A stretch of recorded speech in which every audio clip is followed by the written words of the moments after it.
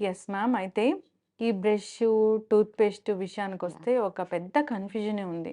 Yeah! So, soft Brussels అంటారు, zigzag Brussels అంటారు. Yes. So, అసలు బ్రష్ అనేది ఎలా సెలెక్ట్ చేసుకోవాలి? ఏ టూత్ పేస్ట్ వాడితే మంచిదసలు? అసలు ఒక టూత్ పేస్ట్‌ని ఎలా సెలెక్ట్ చేసుకుంటాం మనం? టూత్ బ్రష్ విషయానికొస్తే హ్మ్. కంఫర్ట్ అండి ఒకసారి. కంఫర్ట్ ఉంటది. హ్మ్. ఏంటంటే కొంతమంది హ్యాండ్లింగ్ స్టైల్ బ్రష్ ఎలా పట్టుకోవాలి. కొంతమందికి పెద్ద బ్రష్ కావాలి. కొంతమందికి చిన్నది. బ్రిజిల్స్ వచ్చేసరికి మేమైతే మాత్రం ఎనీ పేషెంట్‌కి మేము సజెస్ట్ చేసేది బ్రిజిల్ షుడ్ బి సాఫ్ట్. హ్మ్. ఎందుకంటే ఒక సిరామిక్ ప్లేట్ ఉంటుంది. హ్మ్. దాని మీద మనము ఒక మెటల్ స్క్రబ్బర్‌తో తోమేస్తే ఎలా అయిపోతదది? హ్మ్. పళ్ళు గూడా అంతే. హ్మ్. పళ్ళ మీద ఉన్న పింగాణి పొరని హ్మ్. మనం ఏది పడితే అదేసి గట్టిగా బావుండాలేమో అని తోమేసేస్తే హ్మ్. అది హ్మ్. పాడైపోతుంది. అలా కాకుండా soft bristle brush is must. హ్మ్. టూత్ పేస్ట్ అంటారా? Any fluoride toothpaste. హ్మ్. ఈ పేస్ట్ వాడండి, ఈ పేస్ట్ వాడొద్దు అని వినను. హ్మ్. కొంతమందికి కొన్ని ఫ్లేవర్స్ నచ్చుతాయి. కొన్ని హ్మ్. స్మెల్స్ నచ్చుతాయి. కొంత కొంత టేస్ట్ నచ్చుతది. హ్మ్. So, accordingly any branded toothpaste with fluoride హ్మ్.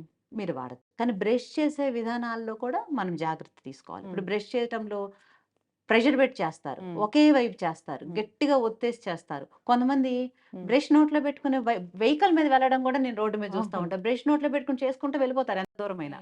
హ్మ్. ఇట్లా కాకుండా బ్రష్ తీసుకొని వాటర్ కింద పెట్టి ఒకసారి వాష్ చేసి, పేస్ట్ అప్లై చేసి 1 ½ టు 2 మినిట్స్‌లో బ్రష్ చేసేసి, హ్మ్.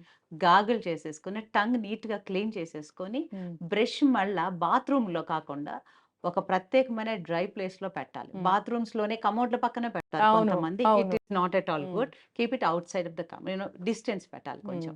బయట పెట్టడము, గాలాడే ప్లేస్‌లో పెట్టడము. మళ్ళా నెక్స్ట్ టైమ్ బ్రష్ చేస్తున్నప్పుడు ఆ బ్రష్‌ని ఫస్ట్ వాష్ చేయటము. హ్మ్. బ్రిజిల్స్ సాఫ్ట్ అవ్వడము. తర్వాత పేస్ట్ అప్లై చేయడము. హ్మ్. తర్వాత నువ్వు 1 ½ టు 2 మినిట్స్ బ్రష్ చేయడము.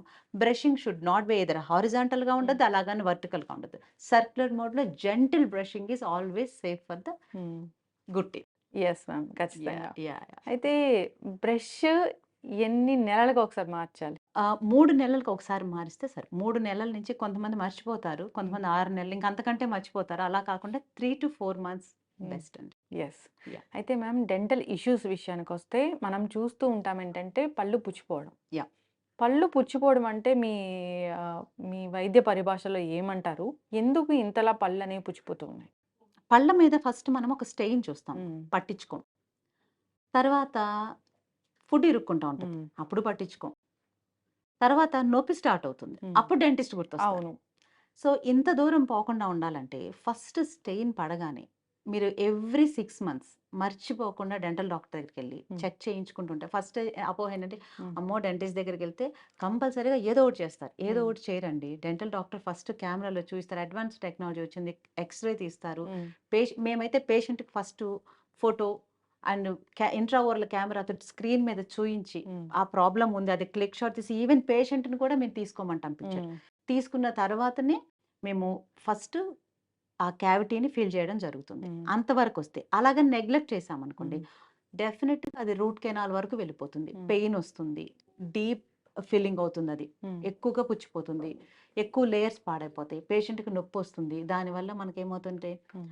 మనీ ఎక్కువ వేస్ట్ అవుతుంది. హ్మ్. పెయిన్ ఎక్కువ పడుతుంది. ఆర్టిఫిషియల్ క్యాపింగ్ జేసుకోవాల్సొస్తుంది. హ్మ్. అదే మీరు ఎవ్రీ 3-6 మంత్స్ గ్యాప్ మధ్యలో వచ్చారనుకోండి, మేము చెక్ చేసి దాన్ని క్యావిటీ ఫిల్లింగ్ చేస్తే మీకు అంత దూరం పోకుండా ఉంటుందన్నమాట. అవును. క్యావిటీ. యెస్. యెస్. అయితే యెస్. క్యావిటీ. చిన్న స్పాట్ ఉంటే అది క్యావిటీ వచ్చినట్లేనా? అదేనండి. హ్మ్. డెంటల్ డాక్టర్ ఏం చేస్తారు అది స్టెయినా, హ్మ్. ఫుడ్ లాడ్జ్‌మెంట్ పైపైన ఉంటుందా? హ్మ్. లేదా డీప్ క్లీనింగ్ అవసరం అవుతుందా? ఆర్ ఫిల్లింగ్ అవసరం అవుతుందా? ఫిల్లింగ్ గూడా ఎంత డెప్త్ ఉంది హ్మ్. అనేది చూస్తాం. ఒకసారి మేము అక్కడికొచ్చినప్పుడు మేము చెక్ చేసి చెప్పడం జరుగుతుంది. హ్మ్. అది చూడకుండా అయితే చెప్పలేము. అది మనం ఇమాజినేషన్‌లో అయితే రాదు. హ్మ్. కొంతమందికి ఫ్లోరోసిస్ ఉంటుంది. హ్మ్. కొంతమందికి ఎనామెల్ చిప్ ఆఫ్ అవుతుంటుంది. దాంట్లో ఫుడ్ లాడ్జ్‌మెంట్ ఉంటుంది. హ్మ్. డిఫరెంట్ డిఫరెంట్ ఉంటాయి.